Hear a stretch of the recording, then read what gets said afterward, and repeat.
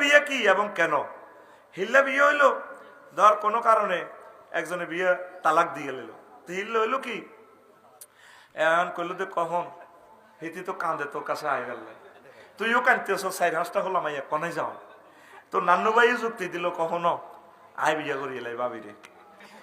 তো হিল্লা হালাল বিয়ে আর কি, হালাল করব।